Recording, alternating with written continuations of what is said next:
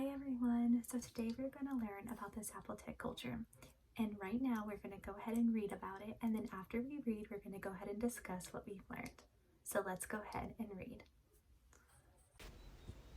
Today we will be reading an article called An Ancient Craft written by Rebecca Katzman. Now before we read this article, let's think about what ancient craft is. So craft is like something we create. It's like art. So think about some things that you have created through art. Whether it's through art class or a drawing you've drew, there is art all around us. And in the images in the article, you will see a little boy and a little girl decorating something. And in the article, we are going to find out what it is called. Now, when we're looking at the images, let's make sure that we look at everything and we also read the captions that are underneath the images. And also, as we read this article, there are going to be 3 highlighted vocabulary words in yellow. And with that, you are going to use your context clues. Context clues will help you understand the vocabulary word and will also help you do your 4-square vocabulary. So let's go ahead and read. Now, underneath that first picture, there is a caption, and it says, colorful carving siblings Dulce Maria and Luis Fernando of San Martin, Telacajete in Oaxaca, Mexico paint Zapotec donas. So the little things that they are painting are called donas. Now let's go ahead and read.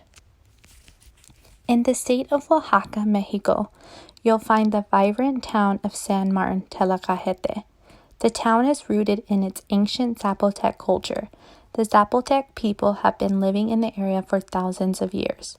Look around and you'll spot colorful wooden animal carvings. These figures are called tonas, and creating them is a Zapotec tradition.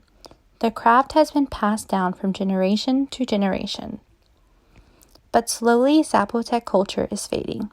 Young people are leaving Oaxaca to find work in larger cities. As a result, fewer people have the knowledge and skills needed to make the intricate tonas. An organization called Jacobo y Maria Angeles hopes to change that. It teaches kids as young as 5 how to make donas. Itzel Zuniga, who works for Jacobo y Maria Angeles, spoke to Time for Kids through an interpreter. We are trying to preserve the local Oaxacan culture, she says, carving out history. The carvings take time and skill to create. They are made of soft wood from copal trees, which grow in this region. The wood must be left out to dry, often for months, before it can be carved into the shape of an animal. Tonas represent the Zapotec belief a person is born with a spirit animal that looks out for him or her. So now as we pause right here, we can see in the picture below this, there is a tona, and it's really very intricate. So what do we think intricate is? Remember, you look at those clue words and look at the picture. Pay attention to the detail. This is a really good example for what intricate means. Decorating a tona can be a long process. Each one tells its own story using tiny glyphs painted on the figure. Every glyph you see represents an idea, Zuniga says. It all means something for Zapotec culture. After school and during vacations, kids gather at Jacobo y Maria Angeles to learn the craft from master teachers, or maestros. Some of the maestros have been making tonas for 50 years. In these workshops, kids learn about the copal tree. They are taught to observe its twists and curves. They learn to see an animal in a piece of wood before it's carved. Then the kids are given a tona to decorate. Many of the paints and dyes they use are made of natural ingredients from the area, including pomegranate, cactus, and corn. Some of these students might one day become maestros. Those who do will help preserve Zapotec culture by teaching the next generation the ancient craft of making tonas. So after reading, I learned a lot about the Zapotec culture and the art called donas. So the Zapotec culture is slowly fading away because people are moving to larger cities for work. So their culture is starting to die, and art is a big, big part of what culture is. So to preserve their culture, they are starting to create donas and share them around the world and share their knowledge to preserve their culture from fading away.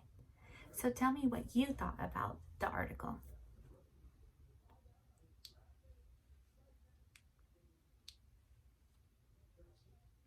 Great observations. Great, good job. So now that we have read the article and discussed the article, we are going to go ahead and review the 3 vocabulary words that were seen in the article.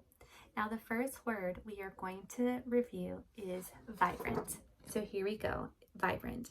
And the definition of vibrant is full of life. And here we go, I have an example sentence of the word vibrant. So the rainbow has vibrant colors. Here is an example of vibrant. As you can see, the rainbow has vibrant colors. The rainbow is full of life. So our next vocabulary word is intricate. Intricate, the definition of intricate is complex and very detailed. So something that has a lot of detail. And our example sentence is, the quilt has an intricate pattern. Here is an example of intricate. As you can see, the quilt has a lot of different patterns. It is very detailed. So the quilt has an intricate pattern. So our last vocabulary word is glyph or glyphs. So the definition of glyph is a character or symbol. And our example sentence is, the pottery was painted with glyphs. Here is an example of a glyph or glyphs. As you can see, the bowl of pottery has faces on it, and the faces are symbols, and those symbols are called glyphs. So the pottery was painted with glyphs. Now with the examples I have given you with the vocabulary words, you can go ahead and use them for your 4 square vocabulary strategy. Now for the 4 square vocabulary strategy, you will need to complete 3 of these, 1 for vibrant, 1 for intricate, and 1 for glyphs. And after you are completed with that, you will go ahead and write a paragraph using your context clues and explain how the pictures and the title and how they helped you understand the article. What did they do to help you understand what you were reading? How did you comprehend it? And after that, you are done. I hope you loved this lesson and I hope to see you again. Bye!